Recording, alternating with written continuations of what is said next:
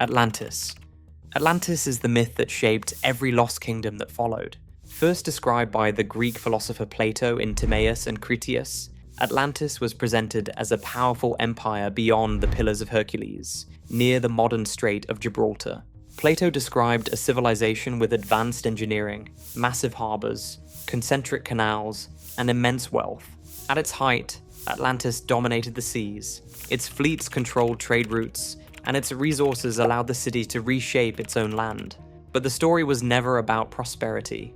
It was about collapse. According to Plato, the Atlanteans grew arrogant, power replaced restraint, and conquest replaced balance. In response, the gods destroyed the island in a single catastrophe. Earthquakes and floods that swallowed the city in one day and one night.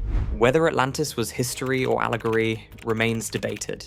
Most scholars see it as a philosophical warning about unchecked ambition, but its ambiguity is what allowed the myth to spread far beyond Plato's writings. Over time, Atlantis became the blueprint for lost civilizations, a symbol of advanced societies erased without warning. Explorers searched for it, writers reimagined it, modern culture turned it into a drowned world of forgotten knowledge. Atlantis endures because it reflects a timeless fear, that even the greatest civilizations can vanish, leaving only stories behind. Shambhala. Shambhala is a mythical kingdom defined not by power, but by concealment.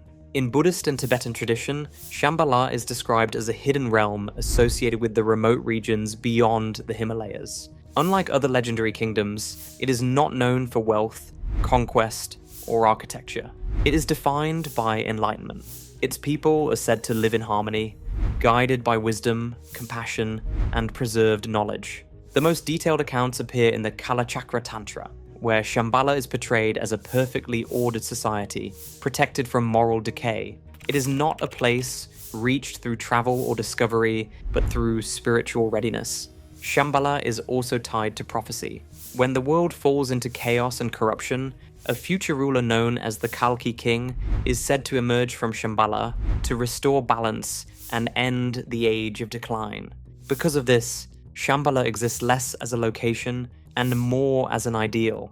Attempts to find it physically have always failed, not because it is lost, but because it was never meant to be found. Uruk. Unlike most mythical kingdoms, Uruk was real. Located in ancient Mesopotamia, in what is now southern Iraq, Uruk emerged over 5,000 years ago, and is often considered the world's first true city. Long before legendary islands or hidden realms, Uruk laid the foundations of civilization. At its peak, Uruk was enormous for its time, with a population that may have reached 50,000. It was surrounded by massive walls, later credited to the legendary king Gilgamesh. Inside those walls, writing, organized government, religion, trade, and urban planning all took form. Uruk's lasting legacy comes from the Epic of Gilgamesh, the oldest surviving epic poem. In it, the city represents human achievement, while its king confronts mortality and the fear of being forgotten. Over time, Uruk declined as power shifted elsewhere, but its influence endured. Later civilizations inherited its systems, myths, and cultural memory. Even the modern name Iraq is thought to echo Uruk's ancient presence. Uruk stands apart because it shows that some legends are not imagined worlds, but real cities whose impact was so great they became myth. Avalon. Avalon is remembered not as a kingdom of power, but as a kingdom of return. In Arthurian legend, Avalon is a mystical island associated with healing and renewal, existing beyond the ordinary world, and often hidden by mist. Unlike cities built for rule or conquest, Avalon serves a different purpose: preservation. After being mortally wounded at the Battle of Camelot, King Arthur is carried to Avalon rather than buried.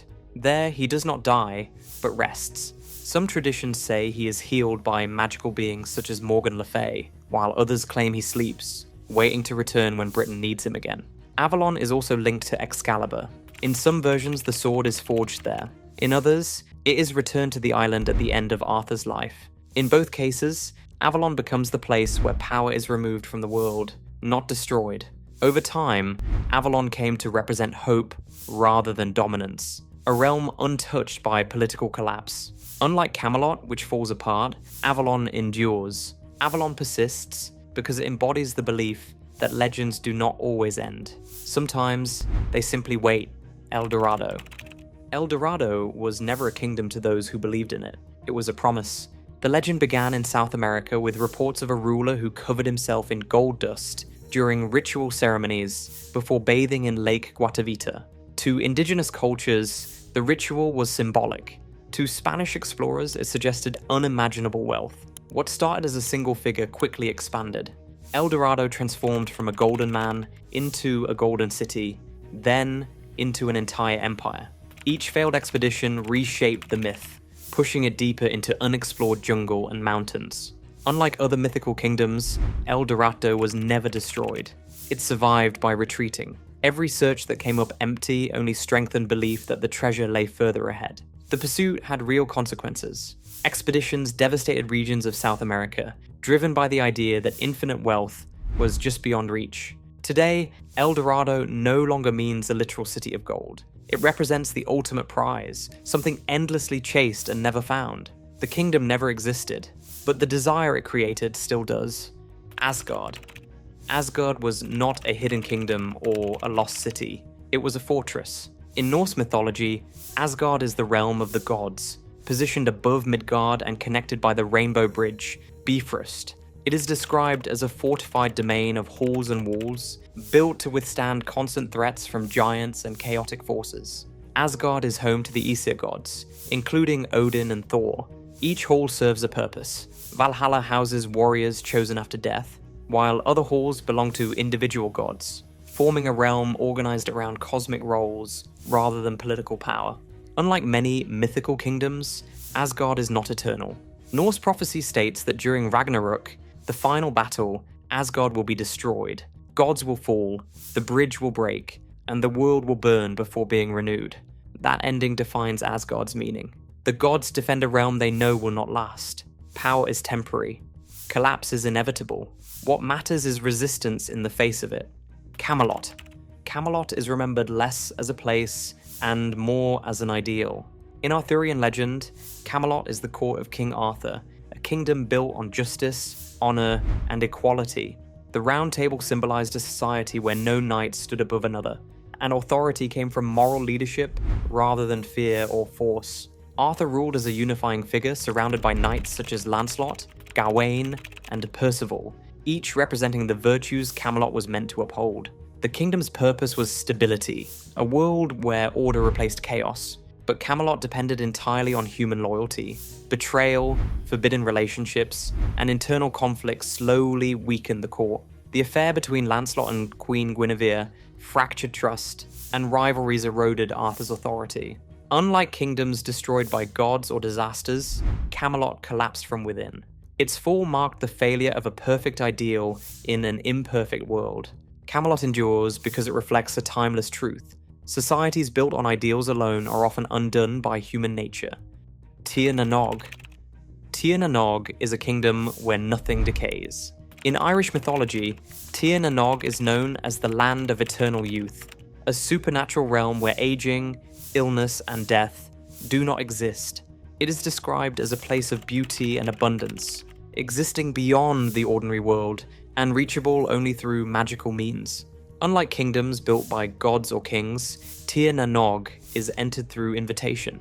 Heroes are often guided there by fairy women, crossing the sea into a land where time flows differently. Life in Tir na Nog is effortless and joyful, free from hardship or loss. But the myth carries a warning. Those who return to the human world do not return unchanged. In the most famous tale, the hero Oisin leaves Tir na Nog after what feels like a few short years. When he arrives back in Ireland, centuries have passed. The moment he touches the ground, time catches up to him, and he ages instantly. Tir na Nog represents a perfect escape that cannot be reclaimed. Eternal youth exists only as long as one remains separated from reality. The moment paradise is abandoned, its cost becomes unavoidable. The kingdom endures because it captures a powerful contradiction: the desire to escape time and the reality that time always waits for our return.